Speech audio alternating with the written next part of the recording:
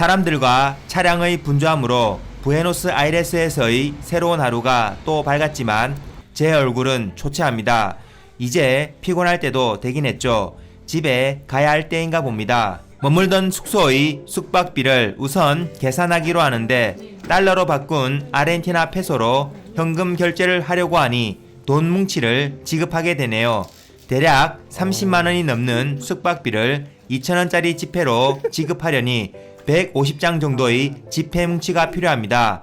돈 세는 기계인 지폐 개수기는 필수로 준비해 둬야겠네요. 햇살도 쨍한 푸른 하늘의 이곳 날씨는 사람을 기분 좋게 하는 매력이 있습니다. 다행히 걷는 것을 좋아하기도 하지만 길거리를 걷는 것만으로도 행복 충만해집니다. 아침부터 바로 업무 미팅을 실시해 보지만 여전히 문제 해결은 안 되고 업무는 완전히 제자리 상태로 별다른 처리 방법이나 해결책이 나오지 않습니다. 미팅을 한다고 답이 나올 것 같지도 않고 서로 답답한 마음에 밥이나 먹기로 합니다. 먹다 보면 답이 나오기도 하고 인생 뭐 별거 없잖아요. 바로 근처에 아시아 초밥과 롤을 파는 식당이 있어서 와 보는데 음식은 뭐 이렇습니다. 구색은 다 갖춘 모양인데 화려하네요. 맛은 우리가 익히 알고 있던 바로 그 맛과 비슷한데 아쉬운 대로 충분히 먹을만 합니다. 매콤한 게 땡기는데 아쉽긴 하네요. 사고가 정리된 것은 아니지만 원래 출장에서 목표했던 일정은 모두 소화했고 내일은 드디어 귀국이라 오늘 오후에는 가능한 범위에서만 돌아다녀 보기로 합니다. 한국과는 정반대에 위치한 이국적인 풍경이라 여기저기 걸어 다니면서 구경만 해도 좋긴 하지만 나름 유명한 장소 몇 군데를 시간 되는 대로 돌아다녀 보기로 합니다. 여행을 온 것은 아니라서 미리 동선을 짜서 관광지를 돌아보고 하는 것은 곤란하고 출장 중 업무 마무리 후 남는 시간을 이용해 구경 다닐 수 있는 것도 축복이고 기회죠. 부에노스아이레스도 볼만한 곳이 많겠지만 동선이 짧은 몇 군데만 가보기로 합니다. 다행히 나름 유명 관광지가 가까운 거리에 몰려 있어서 돌아보기 편할 듯 합니다. 레콜레타 묘지라고 어울리지 않게 도시 한가운데 조성된 묘지가 유명하다고 해서 가보기로 하고 저랑 전혀 어울리지는 않지만 간 김에 바로 옆에 있는 국립미술관도 둘러보고 조금 이동해서 대통령궁, 대성당 등이 있는 이 도시의 중심 역할을 하는 마요 광장을 둘러보고 난 후에 이 도시의 상징 같은 오벨리스크가 있는 우리나라의 광화문 광장 같은 느낌의 소위 7월 9일 거리를 가보고 그 옆으로 붙어있는 한국의 명동 같은 일종의 쇼핑거리인 플로리다 거리도 잠깐 둘러보기로 합니다. 부에노스아이레스의 지하철은 남미 최초의 지하철이라고 하는데 도시 규모에 비해 노선이 아주 많지는 않은 것 같습니다.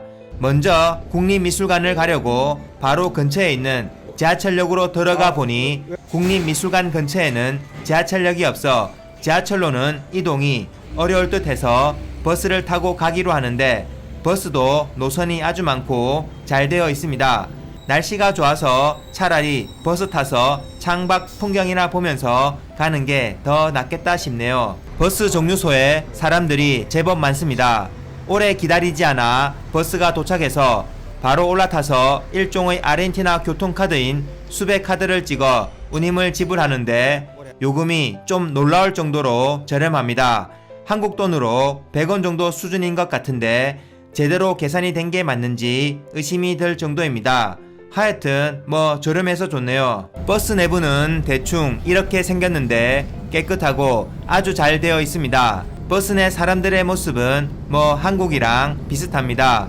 몇 개의 정류장을 거치면서 사람들이 타고 내리고를 반복하고 창밖으로 지나가는 풍경을 멍하니 보고 있으니 어느새 저희 목적지인 국립미술관에 도착합니다. 주변에 다른 건물도 없이 조용하니 나무랑 풀도 많고 공원처럼 조성되어 있네요. 저는 예술이나 미술 쪽으로는 완전 문외한인데 방문한 이유는 무엇보다 무료 입장이고 다음 목적지인 레콜레타 묘지 바로 옆에 있어 함께 묶어서 방문을 해봤습니다. 고갱이나 반고흐 같은 유명 작가의 작품도 전시되어 있다고 하는데 역시 저에게는 별다른 감흥이 없네요. 그래도 여기까지 온 게 아까워 전체적으로 한번 둘러봅니다. 아주 규모가 크거나 작품소가 많은 건 아닌 듯한데 어쨌든 깔끔하고 예쁘게 전시되어 관심 있는 분들은 한 번쯤 둘러봐도 좋을 듯합니다. 저한테는 차라리 여기 바깥 풍경들이 훨씬 좋네요. 파란 하늘에 푸른 나무와 풀들, 외부에서 전체적으로 보는 미술관 건물이 제법 크고 웅장합니다. 저기 보이는 조형물은 꽃잎을 형상해서 전체적으로 회전하면서 꽃잎이 벌어지게 되는 구조라고 하는데 지금은 고장나서 회전하지도 꽃잎이 벌어지지도 못하는 상태로 돈이 없어서 수리도 못하고 있다고 합니다.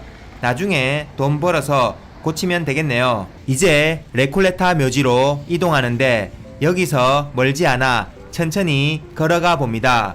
공원 같은 곳을 지나가는데 벼룩시장같이 간이 상점들이 차려져 장사를 하고 있는 모습도 보이고 그 옆으로 혼자 1인 공연하고 있는 사람도 보이는데 이분은 손, 발, 입이 모두 바빠 보이네요.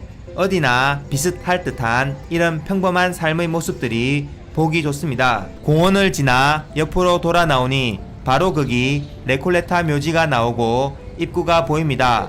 도심 한가운데 이렇게 큰 묘지가 있다는 것도 신기한데 죽은 자들의 무덤이 모여있는 묘지가 관광지로 활용되는 것은 좋은 생각이네요. 살아있는 자들은 돈이 필요하죠. 입장료가 있긴 한데 그래도 하나로 5,000원 정도라 다행히 아주 비싸지는 않습니다. 돈을 내고 죽은 자들의 무덤이 모여있는 묘지를 구경하게 될지는 몰랐네요. 아무튼 입장권을 사서 안으로 들어가 보는데 첫 인상은 뭔가 묘지라고 하기보다는 다양한 건축물들이 모여있는 공원 같은 느낌입니다.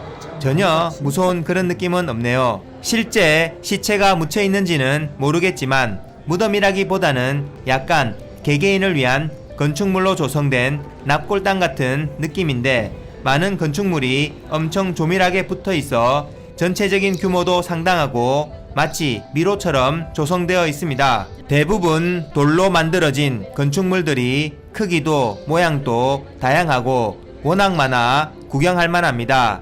이 묘지에는 아르헨티나의 많은 유명인들이 묻힌 것 같긴 한데 그 중에서도 가장 유명한 장소는 아마 에바 페론의 무덤인 것 같습니다. 아르헨티나의 대통령이었던 후안 페론의 부인으로 당시 아르헨티나의 대중적 인기를 얻게 되면서 유명인이 되었다고 하는데 뭐 여러가지 평가가 있는 것 같습니다. 어쨌든 결국은 지금은 죽고 없고 여긴지 혹은 다른 장소에 묻혀 있다는 것이겠네요. 뭐 잘 돌아봤고 나름 한국에서는 보기 힘든 독특한 장소였던 것 같습니다. 레콜레타 묘지 구경을 끝으로 이번 영상은 이쯤에서 마무리하고 나머지 이야기는 다음 영상에서 계속 나누도록 하겠습니다. 지금까지 시청해주신 모든 분들께 감사 말씀드리며 다음 영상에서 또 뵙겠습니다. 감사합니다.